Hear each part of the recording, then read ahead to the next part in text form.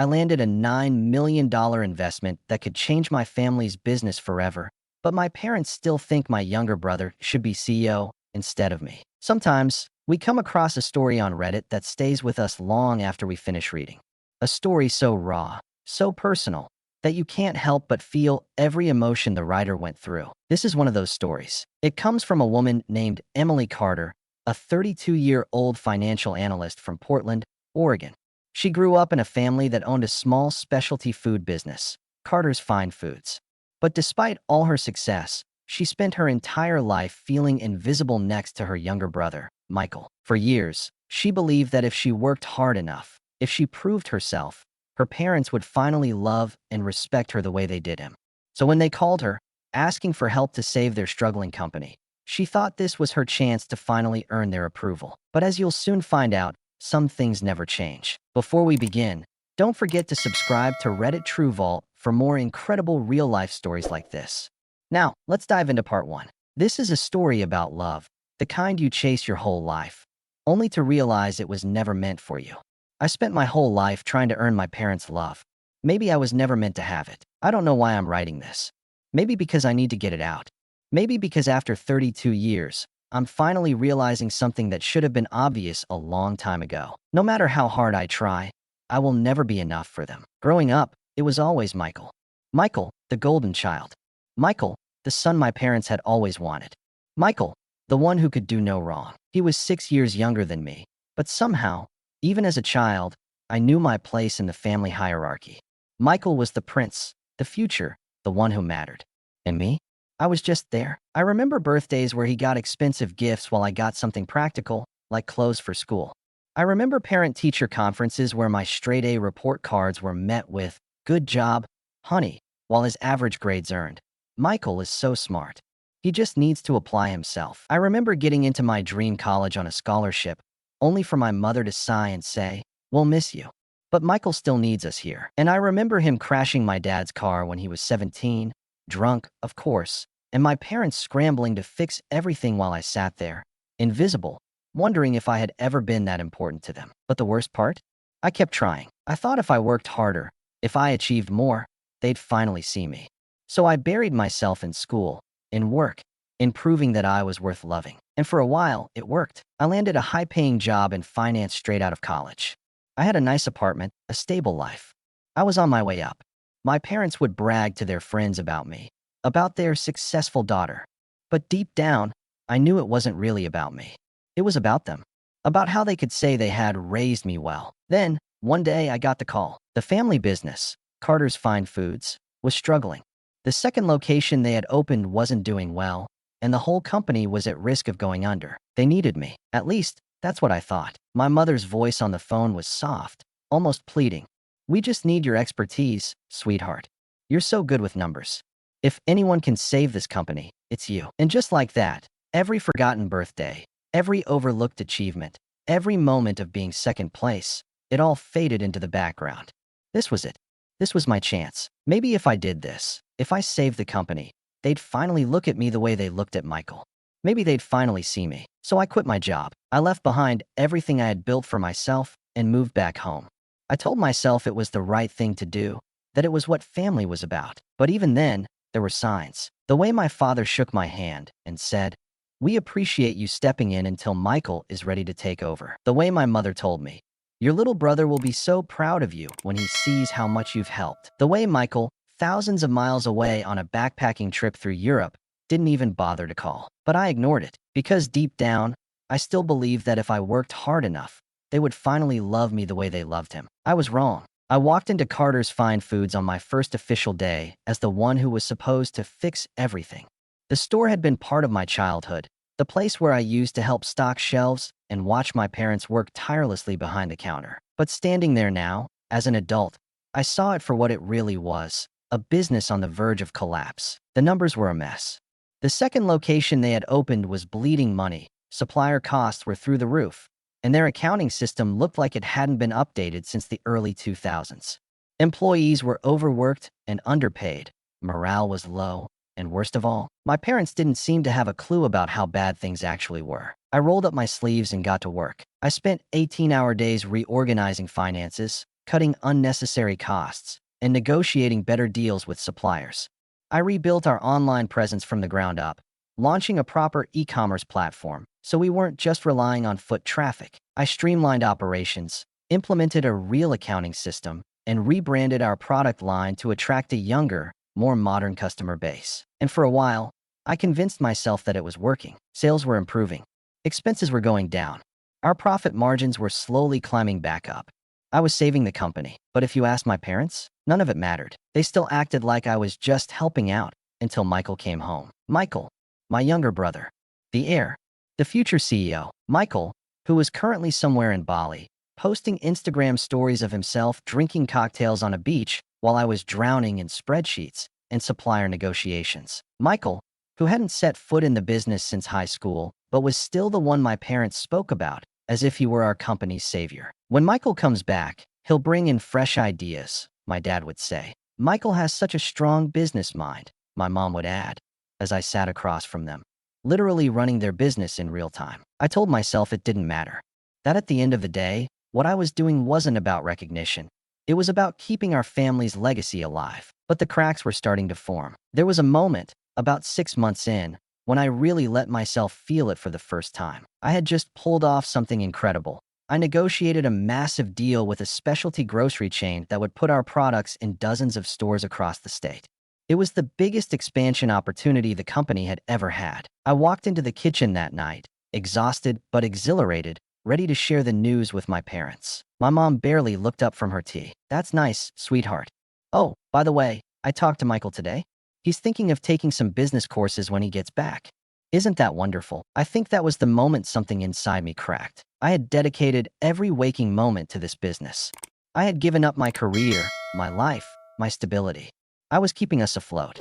And they still only cared about Michael. But I didn't say anything. I swallowed it down, just like I always had. Because this was temporary, right? Once the company was stable, once I proved that I could run it, they'd see it.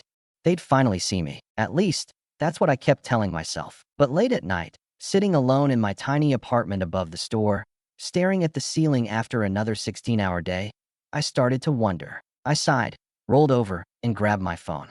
It had become a habit lately, scrolling Reddit before passing out, looking for something, anything, to distract me. But tonight, I didn't feel like reading. I felt like writing. I opened the app, my fingers hovering over the keyboard, then typed the title before I could talk myself out of it. Has anyone ever felt like they were just a placeholder in their own family? And then, for the first time, I let it out. I gave up my 6-figure career to save my parents' failing business. I've been working 16-hour days for months. I've restructured the entire company, secured the biggest deal in its history, and pulled it back from the brink of collapse. But all they talk about is my younger brother, Michael. He's still off traveling the world, hasn't lifted a finger to help, but somehow, in their eyes, he's still the one who matters. He's the one they're waiting for. He's the one who's meant to take over, no matter what I do. I don't even know why I'm writing this.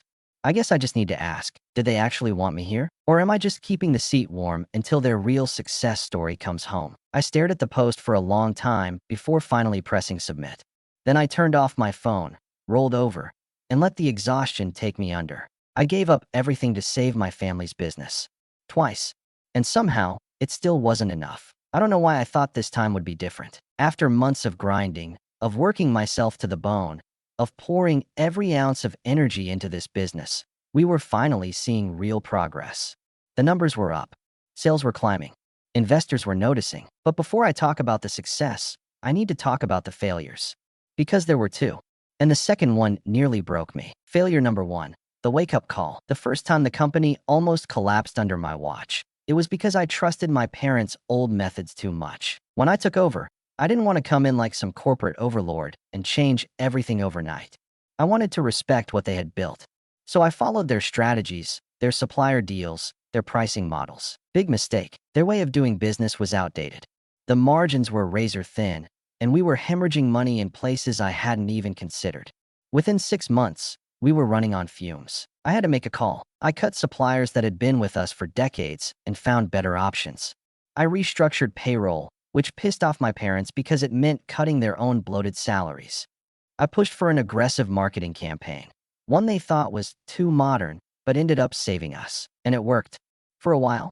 Until it didn't. Failure number 2. The one that almost broke me. The second failure was worse. Way worse. We had just secured a big contract with a regional grocery chain. Our biggest order ever. It was supposed to be the moment where everything turned around. But then, disaster. The shipment went out late due to a supplier issue. Then, a labeling error caused compliance problems. The grocery chain canceled the contract, citing unreliable operations. And just like that, our reputation was in shambles. We lost thousands of dollars. We almost had to shut down the second location permanently. I remember sitting in the back office, staring at the termination email, feeling my whole body go numb. Months of work, gone in a second. And my parents? They didn't console me. They didn't say, "We'll get through this together." My father just sighed and said, "This is why Michael needs to come back." He wouldn't have let this happen. I should have walked away then. I should have known. But I didn't. Instead, I buried the pain and fought harder. I didn't do it alone.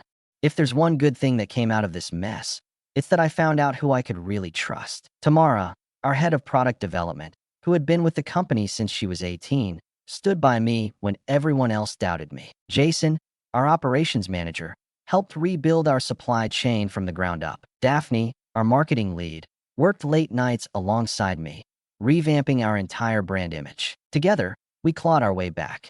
We secured new contracts, rebuilt relationships, and finally turned things around. By the end of that year, Carter's Fine Foods wasn't just surviving.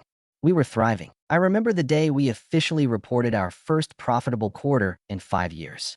I had the numbers in hand, proof that I had saved this company not once, but twice. For the first time in my life, I thought, this is it.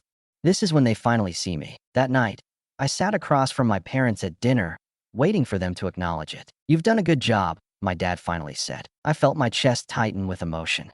But before I could say anything, my mother smiled and added, "Just wait until Michael sees what you've built for him.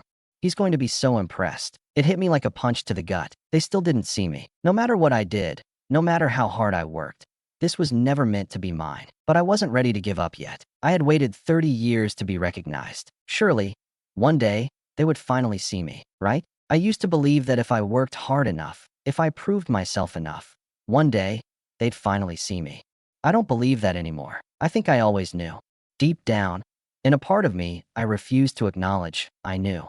But there's a difference between suspecting something and having it shoved in your face so blatantly that you can never unsee it. This happened 3 days ago, and I haven't been able to stop thinking about it since. The video that changed everything. Tamara, my head of product development, and someone I now consider a close friend, pulled me aside in my office. She looked uncomfortable, like she wasn't sure whether to say anything at all. "Emily, I need to show you something," she said, her voice hesitant. I frowned as she handed me her phone. A video was paused on the screen. I wasn't sure if I should record it, but I had a bad feeling. "I thought you needed to know." She pressed play. At first, I couldn't even process what I was hearing. It was my parents, sitting in the back office, where they thought no one could hear them. My father's voice was clear, calm, businesslike. "She's doing well. Better than I expected. The investors are impressed." And then my mother. "Of course she is. She always works hard. But it doesn't change the plan." My father hummed in agreement. "No, of course not. She'll keep things running, and when Michael's ready, she'll step aside. She knows that. She's smart," my mother added. "She'll know it's the right thing to do. She's his sister. Who else is she going to work hard for, if not her own brother?" I don't know how long I sat there, gripping Tamara's phone so hard my fingers turned white. "Michael should be grateful," my mother continued, laughing softly. "She's practically building his empire for him." The video ended. Silence filled the room. Tamara was watching me carefully, waiting for my reaction. But I had none. I felt nothing, because this was it. The confirmation I had been too afraid to face. I had given them everything. My time, my career, my sanity. All for a dream that never even existed. It was never about me. It was always about Michael. I don't know how long I sat there before I spoke. "Thank you for showing me this," I said finally, handing Tamara her phone back. My voice was eerily steady, as if it belonged to someone else. She hesitated. "Emily, It's fine," I interrupted. But it wasn't. I left the office early that day, something I never did. I went home, sat in the dark, and stared at the ceiling for hours. For 7 years, I had told myself a story. That if I just worked harder, if I proved myself enough, my parents would finally see my worth. But I get it now. I was never meant to inherit this company. I was never meant to be the leader. I was just the bridge, a tool to keep the business afloat until their real heir returned. Michael's success was inevitable, not because he earned it, not because he deserved it, but because they had already decided it belonged to him. Nothing I did could change that. And for the first time in my life, I didn't feel sad about it. I felt free. I haven't told my parents I know. Not yet, because for the first time ever, I'm not reacting. I'm not chasing their approval. I'm planning, because if this business is really mine to run, then I have a decision to make. And for once, it won't be for them. It will be for me. Maybe they'll never see my value. But does it even matter anymore? After the dinner, I sat in my car for a long time, staring at the city skyline, letting the weight of everything settle in. Then, without really thinking, I opened Reddit. I went to r/true off my chest, one of the few places on the internet where people dump the things they can't say out loud. I wrote and wrote. So much. I just secured a $9 million investment to take this company to the next level. But last night, my mother whispered something that should have shattered me. I thought I would feel something. Anger. Hurt. Betrayal. But I didn't. Because this time, I already knew. I had learned the truth months ago. That I was never meant to be the leader of this company. Not in their eyes. And that was fine. Because they didn't know what was coming. Last night should have been a celebration. For the past year, I had been working on securing a major investment deal, $9 million, to fund our company's expansion. I spent months refining our pitch, proving our numbers, and negotiating every last detail. And last night, it finally happened. The investors signed. The deal was done. And as I raised my glass in a private dining room filled with business executives, I should have felt victorious. But instead, I felt calm. Because while everyone else was celebrating the future of Carter's Fine Foods, I was celebrating something else entirely. My freedom. That's the thing about betrayal. Once you see it for what it is, it loses its power over you. I was mid-conversation with one of the investors when my mother gently touched my arm. "Sweetheart, let's take a walk," she said softly. I followed her onto the balcony, the city lights stretching out below us. She turned to me, smiling, eyes shining with what almost looked like pride. "You did something incredible tonight," she said. For a brief second, a part of me, the part that still craved their approval, felt a flicker of warmth. But before it could take hold, she leaned in close, her breath warm against my ear, and whispered, "This will be perfect for when Michael takes over." The words should have destroyed me. A year ago, they would have. But tonight, they just confirmed what I already knew. I pulled back, met her gaze, and smiled. A real, genuine smile. "I'm glad you think so, Mom." She looked pleased, as if she thought I finally understood my place. She had no idea, because I wasn't going to fight her anymore. I was going to win. For months, I had been preparing. Slowly but surely, I had positioned myself as the key figure in this company. Not my parents, not Michael. Me. The investors thought they had signed a deal with Carter's Fine Foods. What they had actually signed was a deal with me. Every investor, every supplier, every major partner had built their trust in me. So when my parents inevitably tried to push me aside from Michael, they wouldn't just be pushing out their daughter. They'd be pushing out the only person holding this business together. And I would be ready. Because this wasn't just a company to me anymore. It was leverage, and I was about to use it. I let them have their celebration. I let them toast to the future of the company, blissfully unaware of the storm that was about to hit. Because I wasn't the same person I was 7 years ago. I wasn't desperate for their approval anymore. I wasn't their obedient daughter, sacrificing everything for a place that was never meant for me. I was done waiting for them to choose me. Hell, I wasn't even waiting for Monday. I was already ahead of them. And when the moment came, they wouldn't know what hit them. They think I'll just accept my place. They think I'll hand over everything I built. They have no idea. Because while they've been waiting for Michael to come back and take what they believe is rightfully his, I've been preparing. And now, they have a choice. Keep me, or lose everything. The day after the investor dinner, while my parents were probably still basking in the idea of Michael's inevitable rise, I was in a private meeting with our investors. I laid out 2 simple options. Option 1, I remain CEO for a guaranteed 5 years, with full control. No interference from my parents. No sudden power shifts. Absolute authority. Option 2, I walk away, taking their $9 million investment with me. And I don't go alone. I showed them the projections, the financials, the reality. They weren't investing in Carter's Fine Foods. They were investing in me. If I left, I wouldn't just be walking away.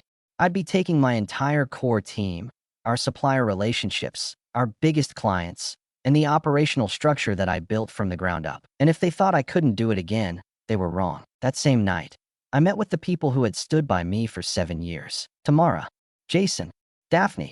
and over a dozen others who had been through every high and low with me. I told them everything. The reality of what was coming. The fact that this company was never meant to be mine. The fact that my parents would never stop seeing me as temporary. Then, I told them my plan, and one by one, they all said the same thing. We're with you. They had always known. They had seen the way my parents treated me, the way Michael's return was always framed as inevitable. And they had made their decision long before I ever asked. If I left, they left.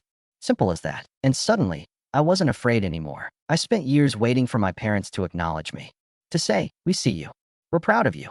You are enough. I don't need to hear it anymore. Because I know my value. I will not beg for a place that should have been mine. I will not ask for their approval. They will either choose to keep me, or they will lose everything. And come Monday, they'll realize it was never really a choice at all. I won. These are the first words I'm writing. I just wanted to share this moment with everyone. I'm a little drunk right now.